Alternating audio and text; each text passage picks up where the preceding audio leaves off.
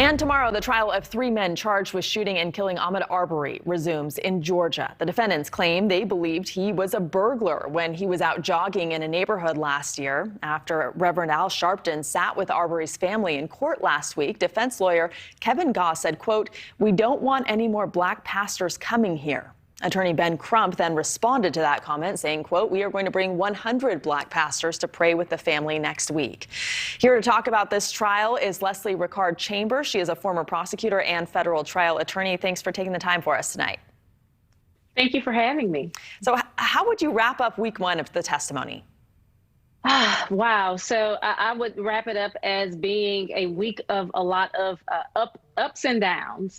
And, you know, when the state opened up its opening arguments, if you will, they really laid out some good facts that they were going to prove. And they started out with providing some technical support to those arguments in terms of videos as well as pictures from the crime scene. And so, you know, I think that they did a good job with laying out what it was that they intended to prove.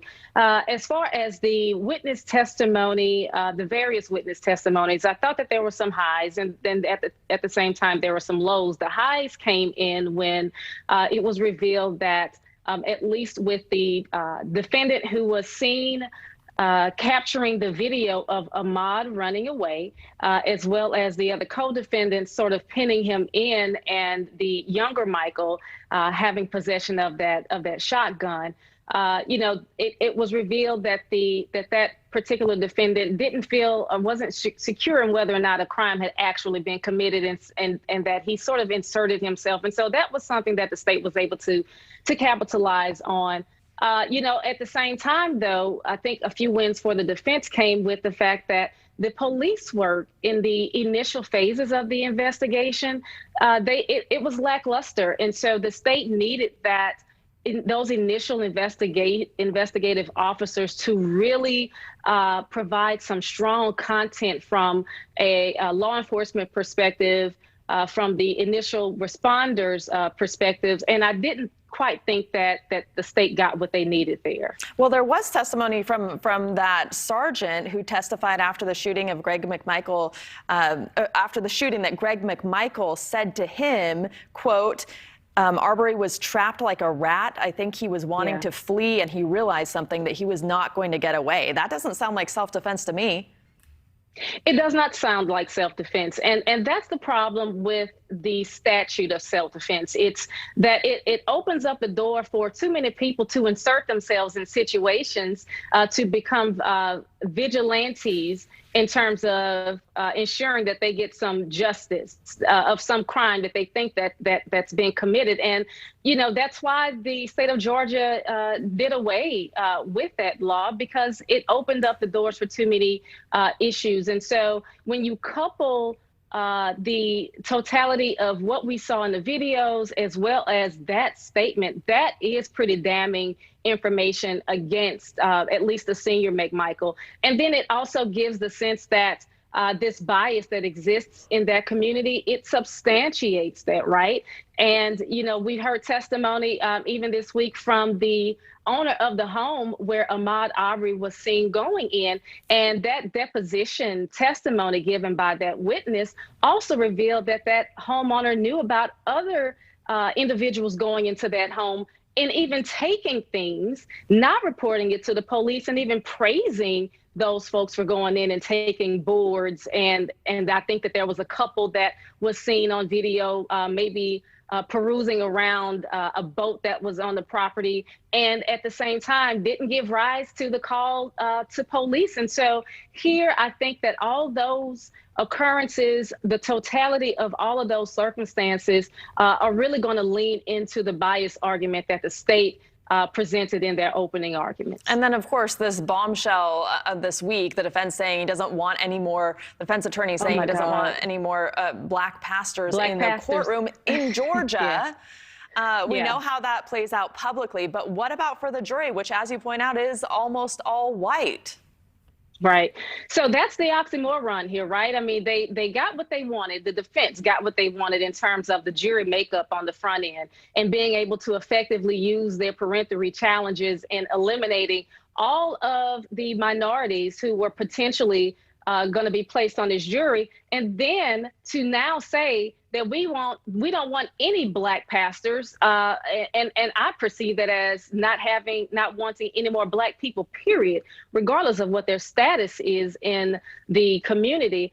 This particular defense attorney, anyway, wants to reduce that as much as possible. The good thing is that the jury was not present for that, but it does speak to, again, the biased nature of this town. I believe that this particular defense attorney is from that area. And so it, again, feeds into that biasness. Now, look, the state has not necessarily stated that they are going to prove that bias was an issue in this case, but you've got to believe that the state is taking notes, and in the back of their minds, they're taking notes and saying to themselves that this is something that the defense is probably going to stumble over at some point in this trial, and they're going to continue to, at least this defense attorney is going to continue to shoot himself in the foot, and ultimately that's going to work against his client. And you talk about the self-defense argument or defense in Georgia, and the argument that the defendants acted in self-defense when Arbery was the one fighting back after they chased him down to make a citizen's arrest. How does that work? Is the key a citizen's arrest? If this were not a citizen's arrest situation, would this still be a valid argument for them? Well, the issue is that these three defendants instigated the contact. They created the threatening tone of the contact between them and Ahmaud Arbery.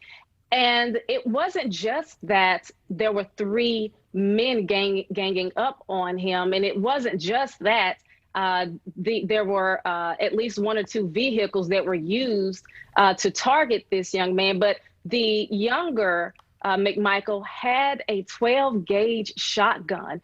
There is no self-defense available to someone who goes into a citizen's arrest type situation when the citizen in question doesn't have a weapon on him. The best weapon that Ahmaud Arbery had were his feet. And he was trying to use those feet to run away. And so when he couldn't run away anymore, the only thing he knew how to do was to prevent himself from being killed at the hands of these three men. Unfortunately, it didn't turn out the way Ahmaud was hoping it did, and it didn't turn out the way that we all wish that it would have turned out, and him having his life preserved. But no, I completely agree with you. This is completely against what it means to be in a self-defense type situation. You can't go into self-defense with a person who doesn't have a weapon. You have a 12-gauge shotgun and say, oh my goodness, this person's actions were so unreasonable, even though they didn't have a gun, that I had to turn and use deadly force to ensure that they did not do whatever it is that you've imagined in your mind that they did. All right, Leslie Ricard-Chambers, we have to leave it there. Thank you for your time tonight. Yes. Thanks for watching. Click the red subscribe button below so you can get more of NewsNation's fact-driven, unbiased coverage.